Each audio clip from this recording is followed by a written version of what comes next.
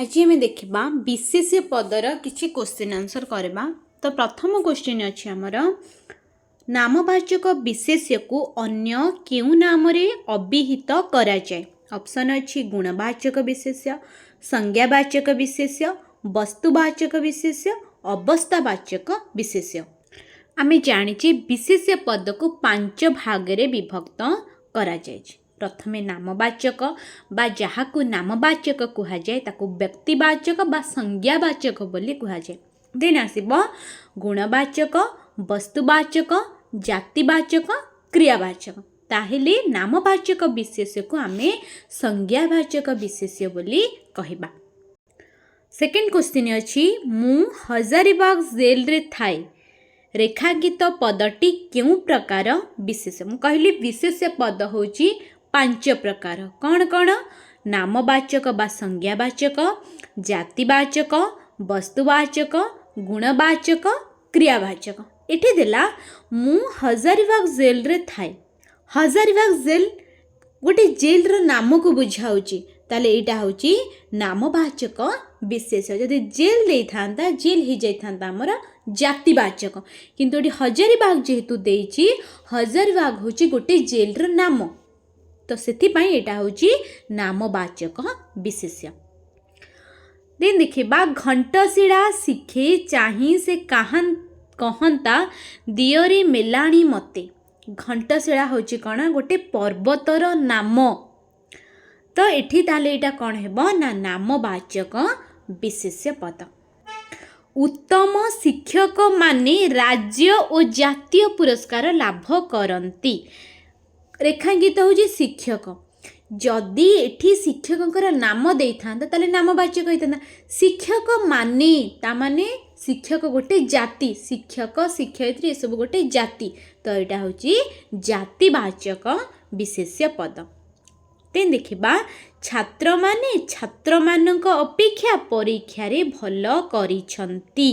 रेखांकित पद गुड़िक केउ प्रकार विशेष्य। एठी जेमती देइथला शिक्षक माने एठी छात्र माने छात्र मानक, ताले एटा कौन हेबो? जदि छात्रर ना देई थांदा राम, हरि, गीता, सीता ताले हेई थांदा आमे नामवाचक, किंतु छात्र जेहेतु कहिची एटा गोटे जाति की बुझाउची, एटा होची जातिवाचक विशेष्य पद। 6 नंबर क्वेश्चन कहूची बालिका मानक मध्यरे कल्पना बुद्धिमती।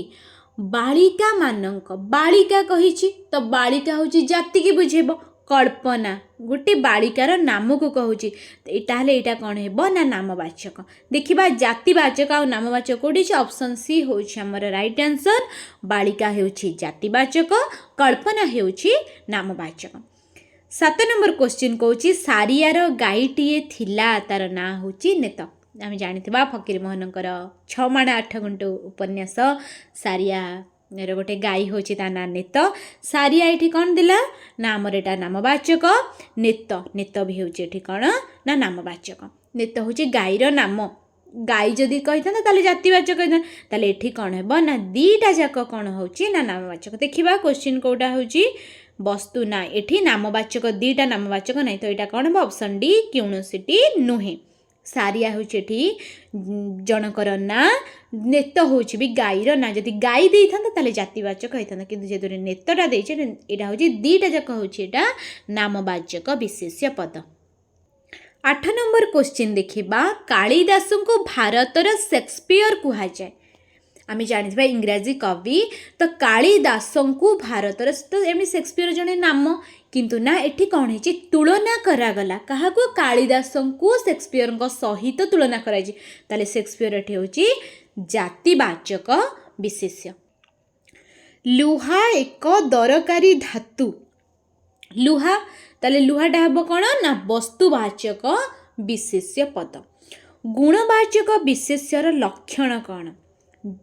आमर गुणवाचक विशेष्यर डेफिनेशन कौन ना जो पद विशेष्य पदर निर्दिष्ट गुण को बुझाऊ थाए ताहाकू गुणवाचक विशेषण कहा जाए। जहाँ एक वस्तुर नाम को बुझाए सेटा होची कौन हम वस्तुवाचक।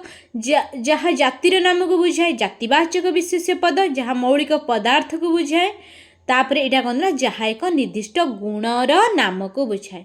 गुणर नामक होची कौन ना गुणवाचक विशेष्य पद।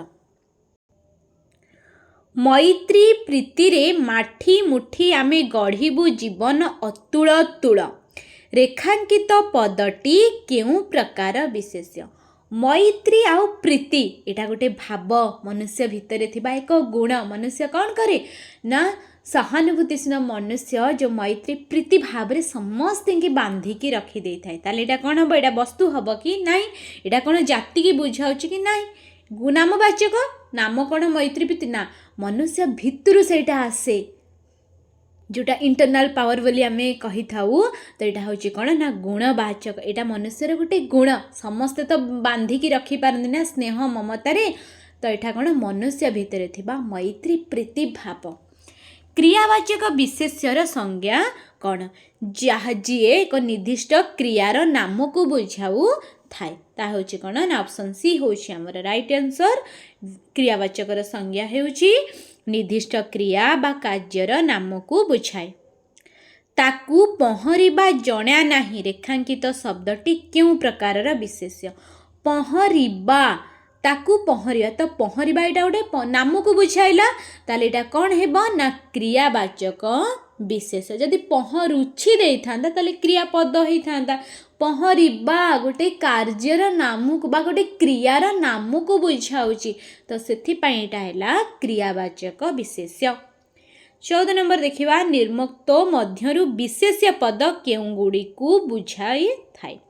वस्तुवाचक व्यक्तिवाचक जातिवाचक क्रियावाचक एठी केवल गुणवाचकटा नाही ना सब गुडी का होची कोन ना हमर विशेष्य पद।